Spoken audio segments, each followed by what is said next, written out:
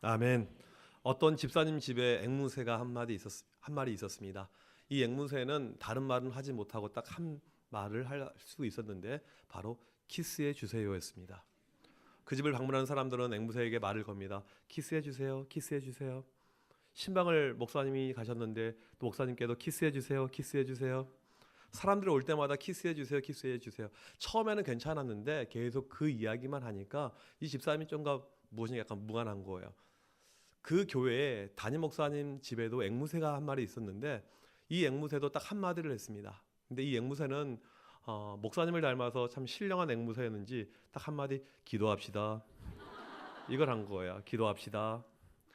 그러니까 이제 이 앵무새를 볼 때마다 목사님을 향한 존경과 인격과 영성이 항상 이렇게 염두가 되고 올라가는 거예요. 그러니까 키스해 주세요. 이 앵무새를 가진 집사님은 그 앵무새가 너무나도 부러웠던 겁니다. 우리 앵무새 변화시켜야 되는데 어떻게 할까? 그리고 하루는 이제 마음을 크게 먹고 이 목사님 가정에 방문을 하게 됩니다. 앵무새를 물론 가져왔죠. 그리고는 자기 앵무새를 그 집 세장에 있는 앵무새에 이렇게 넣게 됩니다. 그리고 이제 마음은 우리 앵무새 오늘 말 잘 배워서 기도합시다. 바꾸길 원했던 것이죠. 그리고 이제 앵무새를 딱 넣는데 이 세장 속에 있었던 목사님 댁 앵무새가 너무너무 좋아하는 거예요. 홀로 있다가 다른 앵무새가 들어오니까 좋아하는 거죠.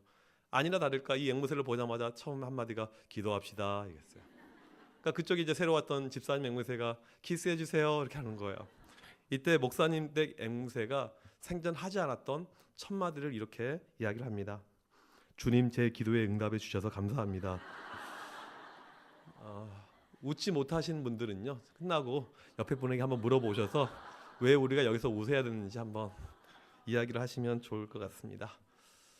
누가 조크로 만든 이야기인 것 같습니다. 앵무새도 기도 제목이 있는데 우리에게 기도 제목이 있지 않느냐 이런 류로 이 이야기를 만든 것 같습니다. 오늘 저녁에 우리가 기도의 자리로 왔습니다. 여러분들 기도 제목이 있을 것이고 응답받고 싶어하는 이런 부분들이 있을 것입니다. 새벽 예배 때 이렇게 이제 새벽 기도를 인도하기 위해서 강대상에 올라가 보게 되면 1,000번째 헌금들 이렇게 올라오게 되는 것을 보게 됩니다. 거기에 적혀져 있는 기도의 제목들이 있는데 제가 이것을 교인들 앞에서 읽지는 않지만 다 이렇게 읽어보고 그 다음에 홀로 조용히 마음속으로 이렇게 기도를 합니다. 하나님 정말 간절한 기도 제목을 가지고 왔는데 꼭 이 기도에 응답해 주셔서 다양한 기도 제목들이 있고 다들 마음속에 간절함이 있습니다. 그런데 보면요 어떠한 기도 제목은 응답이 되는데 어떠한 기도는 잘 응답이 안 됩니다. 나도 응답받길 원하는데 왜 내 기도는 응답이 안 되고 저 사람의 기도는 응답이 될까? 이런 생각이 우리에게 들 때가 있을 것입니다. 오늘 말씀은 거기에 대한 어떤 단서를 주고 있습니다. 어떻게 우리가 기도할 때 그 기도가 응답이 되는지, 어떻게 할 때 그 기도가 응답이 되지 않는지를 말해주고 있습니다. 오늘 본문의 스토리는 본문이 누가복음이죠. 이 누가복음은 사복음서 안에서 예수님의 기도가 가장 많이 언급되는 것이 바로 이 누가복음입니다. 오늘 본문의 스토리 역시 누가복음에만 있는 그런 독특한 내용의 스토리가 되겠습니다. 오늘 본문은 비유라고 나오고 있는데 누가복음에 있는 다른 비유와는 달리 이 비유는 사실을 근거하고 있다고 학자들은 이야기를 하고 있습니다. 오늘 본문은 이렇게 시작합니다. 애들아 한 동네에 두 사람이 살았었는데 둘이 기도를 하러 갔단다. 성전에 기도하러 갔는데 하나는 바리새인이었고 하나는 세리였고 누구 기도가 응답이 됐게? 실제로 오늘 말씀의 어떤 문체가 이런 류의 스토리텔링의 문체를 가지고 있습니다. 그리고는 이제 한 명은 응답이 되었고 한 명은 응답이 안 됐지, 한 명은 칭찬을 받았겠지, 한 명은 칭찬을 못 받았겠지, 이런 내용의 스토리가 오늘 본문의 내용입니다. 오늘 말씀에 두 사람이 등장하는데 이 둘은 비교하기에는 너무나도 적합하지 않은 인물입니다. 첫 번째가 세리죠. 세리는 존경받은 종교적인 지도자입니다. 가장 경건하고 가장 율법을 잘 지켰던 사람이었습니다. 우리 교회로 치면 누가 있을까요? 분명 이 자리에 담임 목사님이 설교를 하고 계신다면 이미자 권사님을 언급하셨을 것 같아요. 저는 그럴 용기는 없고요. 간략하게 이야기한다면 우리 교회 목사님들, 장로님들 태어나서 교회 밖으로 이 지경을 벗어나 본 적이 없는, 매일 예배드리고 또 매일 기도하는 그런 분들이 아닐까 생각을 해봅니다. 두 번째 대상은 세리인데 세리는 사회 쓰레기였습니다. 로마를 위해서 일했던 아주 흡혈귀 같은 사람들이었죠. 그래서 세리를 부를 때 세리라고 부르지 않고 로마의 세리라고 불렀습니다. 요즘으로 말하면 사채업자와 같은 그런 사람들, 군산에서 이 사람들 볼 때마다 다들 손가락질하고 뭐 그런데 교회 몇 번 온 사람, 이렇게 치면 되겠습니다. 오늘 본문의 배경을 잠깐 살펴보면요, 당시 사람들은 기도하러 성전, 정확하게 말씀드리면 성전 바깥 뜰에 올라갈 수 있는 시간은 속죄제를 드렸던 오전 9시, 오후 3시였습니다. 하루에 2번씩 대제사장이 성소에 들어가 향단을 분향하며 백성들의 죄에 대한 용서의 희생 제사를 드리고 있을 때, 이때 백성들은 그 희생 의식을 보면서 하나님께 자비와 용서를 구하고 자기의 소원을 구하는 기도를 하였습니다. 이런 맥락 가운데 오늘 사건이 일어나게 된 것이죠. 2명의 기도자가 등장하는데 한 명은 바리새인이고 한 명은 세리입니다. 둘은 기도로도 도저히 비교할 수 없는 그런 대상이었습니다. 먼저 바리새인의 기도의 모습을 보게 되면요, 11절 말씀을, 혹시 성경책을 펴져 있으면 성경책을 보면서 한번 보시면 좋겠는데요, 첫 번째로 이 바리새인은 서서 따로 기도합니다. 우리는 앉아서 기도하는데 유대인들의 기도의 습관은 서서 기도하는 것이 일반적이었습니다. 그리고 중요한 것은 따로 기도합니다. 자신은 거룩하고 깨끗하기 때문에 저 더러운 세리가 옆에 있으면 부정타기 때문에 떨어져서 기도하는 것이죠. 두 번째로 기도의 내용을 보게 되면요, 시작은 하나님이여 끝은 감사나이다. 이것은 시편에 자주 나오는 유대인들의 감사시의 패턴입니다. 일반적인 감사의 기도예요. 여러분들도 기도하실 때 하나님 감사합니다 기도하시잖아요. 그런 내용인 것입니다. 세 번째, 감사의 내용을 보게 되면요, 자기 자신은 다른 죄인들, 토색, 불의, 간음하는 자들이나 옆에 있는 세리와 다르고 본인은 일주일에 월요일과 목요일 이틀씩 금식을 하고 11조를 빠지지 않고 하는 그 내용에 감사합니다. 여러분, 이 말씀을 읽을 때 우리 가운데 편견이 있습니다. 바리새인 하면 벌써 우리 가운데 나쁜 인간들, 이런 편견이 있어요. 그래서 이 기도는 문제가 있을 것이다, 먼저 전제를 깔고 우리가 말씀을 보게 되는데, 만약에 이 기도문이 예수님의 제자들의 기도문이었거나 아니면 이 기도문이 사도 바울의 기도문이었었더라면 우리 가운데 문제를 찾아낼 사람은 아마 별로 없을 수 있을 것입니다. 뭐 괜찮네, 이렇게 기도할 수도 있지, 나도 이렇게 기도하는데 라고 충분히 말할 수 있는 그런 기도문이라고 할 수가 있습니다. 바리새인의 이 기도의 핵심을 볼 수 있는 단어가요, 11절 12절에 있는데 우리가 한글 성경을 읽어도 잘 보이지 않는 내용인데, 성경 원어에 보게 되면 1인칭 단수 대명사 나가 5번 등장하고 있습니다. 11절 12절을 이걸 살려서 의역해서 읽으면 이렇게 됩니다. 하나님이여, 나는 감사합니다. 나는 다른 사람들과 같지 않기 때문입니다. 나는 일회에 2번씩 금식합니다. 나는 11조를 바칩니다. 나는 모든 소유의 11조를 드립니다. 나를 5번이나 반복하면서 자기 중심적인 기도를 드리고 있는 것입니다. 반대로 옆에 있는 세리를 뭐라고 부릅니까? 이 세리. 이거 잘못 발음하면 이 새끼가 되는데요, 정말 뉘앙스가 이 새끼, 이런 뉘앙스였어요. 정말 무시하면서 천시하면서 폄하하면서 나를 강조하고 있었던 것이 이 바리새인의 기도였습니다. 하나님을 향한 자비와 용서, 이런 것은 없었습니다. 그러면 세리의 기도를 한번 보도록 하겠습니다. 13절 말씀에 나와 있는데요, 한번 말씀을 그냥 보시면서 보면요, 첫 번째로 이 세리는 멀리 떨어져 있습니다. 자기는 더럽다는 거죠. 스스로 인식합니다. 나는 더러운 인간이야. 너무 큰 죄인으로 여겨서 다른 경배자들과 함께 있을 수가 없습니다. 이 속죄 희생의식을 공예배로 함께 참석을 하였지만 모두가 멸시하기 때문에 지금 홀로 떨어져서 기도를 하고 있는 것이죠. 두 번째로, 감히 눈을 들어 하늘을 쳐다보지 못합니다. 하늘은 하나님이 계신 장소로 사람들이 그렇게 인식을 상징으로 하였는데 하나님으로부터 스스로 멀리 떨어져 있습니다. 나 같은 것이 어찌 하나님 곁에. 세 번째, 행동을 보니까 가슴을 치고 있습니다. 당시 이렇게 가슴을 치는 행동은 남자들은 하지 않고 여자들이 했던 행동입니다. 여자들이 견딜 수 없는 분노와 극한 고통이 느껴질 때 했던 행동이 바로 가슴을 치는 거였습니다. 우리 성경에 보게 되면 구약에 사람이 가슴을 친 내용은 한 번도 등장하지 않습니다. 신약에 딱 2번 등장하는 것이 가슴을 치는 모습인데, 한 2번이 뭐냐면 오늘 본문에 이 세리가 쳤던 것이 한 번이었고, 다른 한 번은 예수님께서 십자가에 못 박혀 돌아가시는 광경을 목격한 무리들이 친 것입니다. 가슴을 왜 쳤을까요? 자기의 지금 죄악된 행동을 처절하게 회개했기 때문에 가슴을 치고 있는 것입니다. 이 가슴을 치는 것은요, 한 번 치고 끝난 것이 아니고 문법적으로 보니까 계속적인 용법이에요. 계속해서 가슴을 치고 또 치고, 이게 세리의 모습이었습니다. 네 번째, 기도문을 보니까요, 너무 단순해요. 하나님이여 불쌍히 여기소서, 나는 죄인이로소이다. 하나님, 저 좀 불쌍히 여겨주세요. 저 죄인입니다. 이게 기도의 내용의 전부였습니다. 불쌍히 여겨달라는 것은 죄를 덮어달라는 죄 용서의 하나님을 향한 간구였죠. 이게 세리의 기도였습니다. 두 명은 이렇게 기도했습니다. 누구의 기도가 응답이 되었을까요? 14절에 이렇게 나와 있죠. 우리 14절 말씀 다 같이 한 목소리로 읽어보도록 하겠습니다. 시작. 내가 너희에게 이르노니 이에 저 바리새인이 아니고 이 사람이 의롭다 하심을 받고 그의 집으로 내려갔느니라.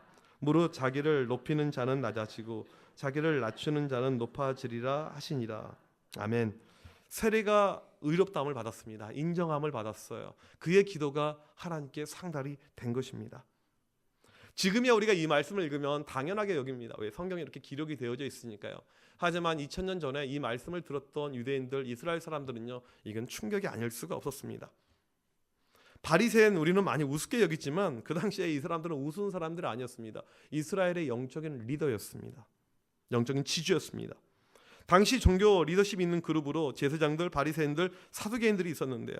제사장들은 예루살렘 성전을 중심으로 이 종교적 특권 의식이 있었던 특권 계층이었습니다. 사람들이 볼 때마다 저 사람들은 특별한 사람들이야, 우리랑 다른 사람들이야 하는 특권 의식이 있었던 계층이었고요.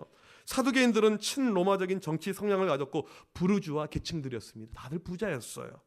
반면에 바리새인들은 율법을 누구보다 가장 잘 지켰고 동시에 서민적이었습니다. 백성들의 마음을 헤아리는 사람들이었습니다. 그러니까 사람들이 볼 때 이 바리새인들을 제일 좋아했어요. 바리새인들은 존경을 받았습니다. 그래서 이 바리새인들은 이스라엘의 영적인 지주였던 거죠. 그런데 오늘 기도해 보니까 그들의 기도가 응답이 안 되고요, 인간 쓰레기 같은 사람의 기도가 응답이 된 것입니다. 우리 청소년부로 치자면 저랑 일진 학생이 기도하는데 제 기도는 하나님 무시하시고요, 그 일진 학생의 기도를 응답해 주신 거예요. 이게 얼마나 충격이겠습니까? 왜 하나님께서 바리새인의 기도가 아닌 세리의 기도에 응답하셨을까요? 실은 여기에 대한 답은요, 오늘 말씀 시작할 때 벌써 9절에서 이야기를 하고 있습니다. 우리 9절 말씀 같이 한번 읽어보도록 하겠습니다. 시작. 또 자기를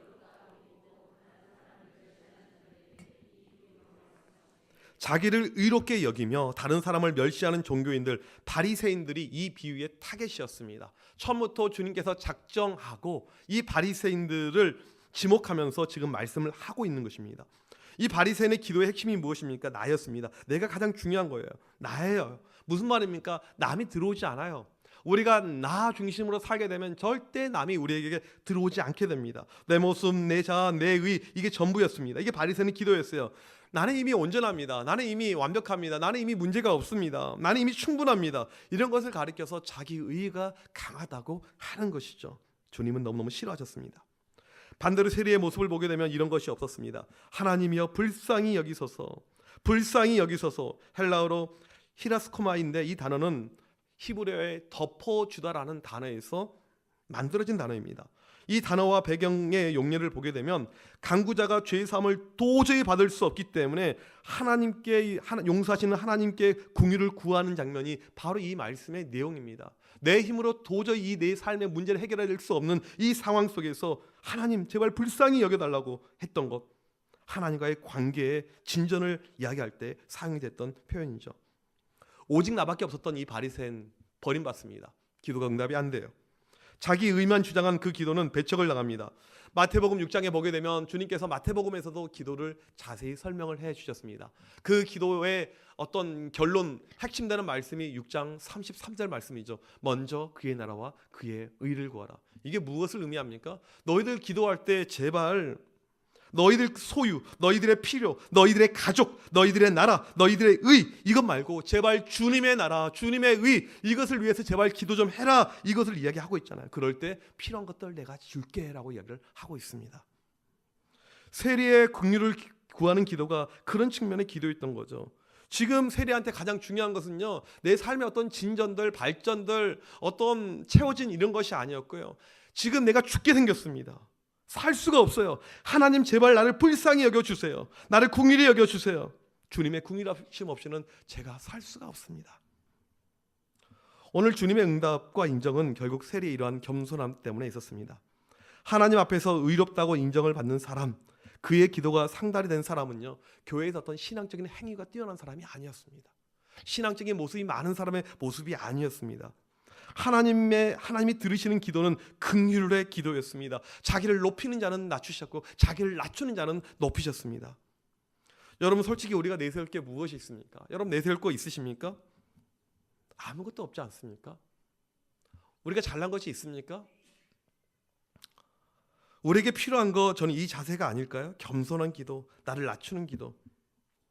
오늘 본문을 우리가 읽은 다음에 그 다음에 이어지는 스토리가요.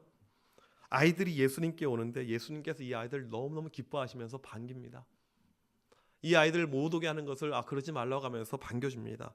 이 아이들이 누군지 아십니까? 우리 교회로 치면 영아부 아이들이에요. 이 아이들이라는 단어가 헬라어로 파이디온인데 이것은 유아를 뜻합니다. 내 힘으로 아무것도 못하는 이런 영아를 이야기하는 거예요. 내 힘이 아무것도 없습니다. 그래서 이 아이들은요, 부모 없이 하루 한순간도 혼자 존재할 수가 없어요. 이런 존재를 이야기해요. 그 모습을 가지고 우리가 주님께 올 때 주님께서 우리를 받으신다는 이야기죠. 주여, 나는 할 수가 없습니다. 내 힘으로 할 수 있는 것은 전혀 없습니다. 제게 필요한 것은 오직 주님이 주신 긍휼입니다. 이게 응답받은 세리의 기도였습니다.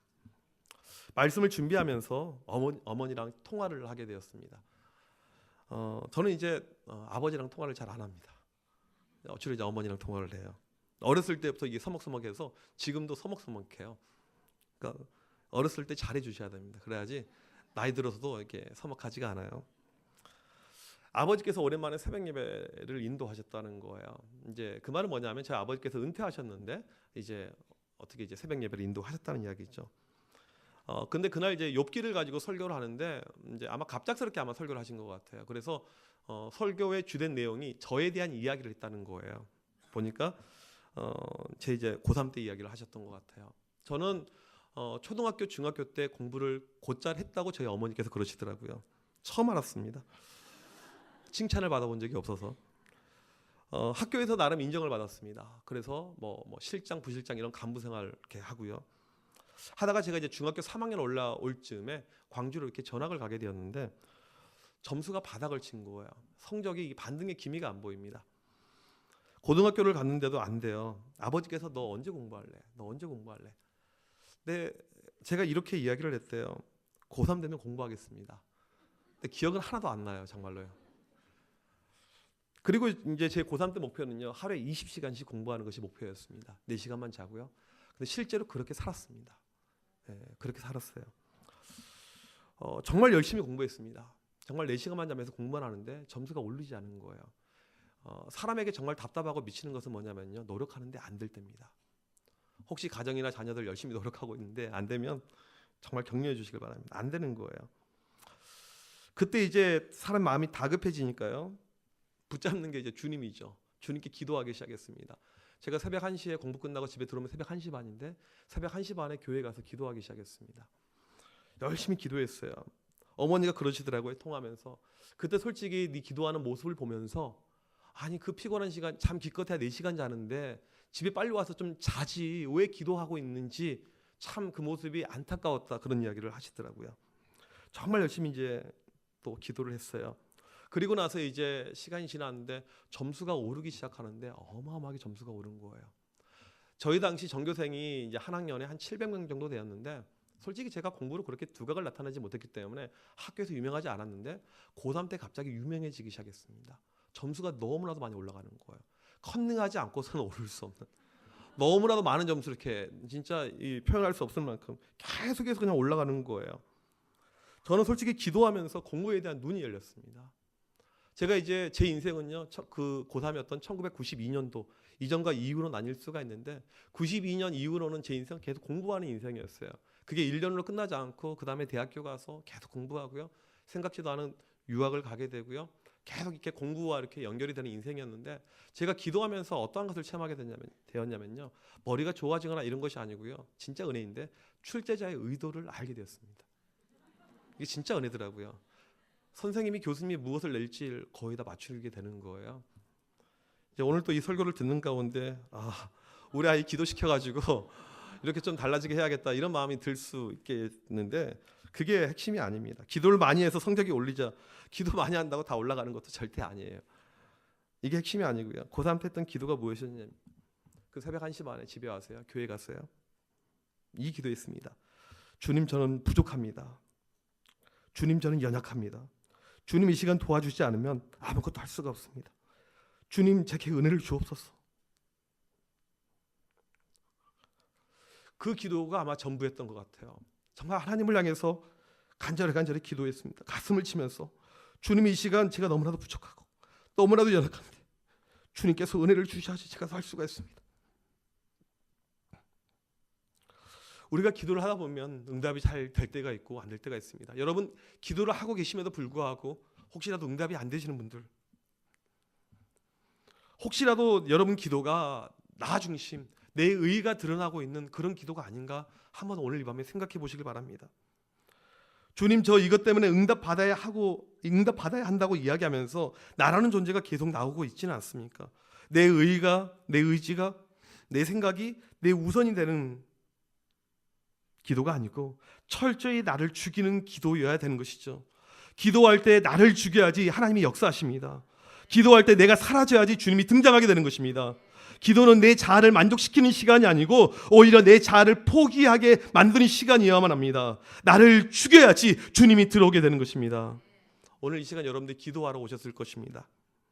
세리의 기도를 기억하시길 바랍니다. 그리고 세리처럼 기도하며 응답을 경험하길 바랍니다. 이 시간에 꼭 함께 우리 모두 기도했으면 좋겠습니다. 이 시간에 정말 여러분이 그동안에 응답받지 못했었더라면 오늘 이 말씀을 붙잡고 기도할 때 여러분들 가운데 응답받지 못한 기도의 제목들까지도 하나님께서 놀랍게 응답해주는 역사가 일어나길 간절히 축복합니다. 그런 마음을 가지고 함께 기도하는 우리 모두가 되시길 주님의 이름으로 축복합니다. 오늘 이 시간은요, 제가 먼저 잠깐 광고 드리고요. 그 다음에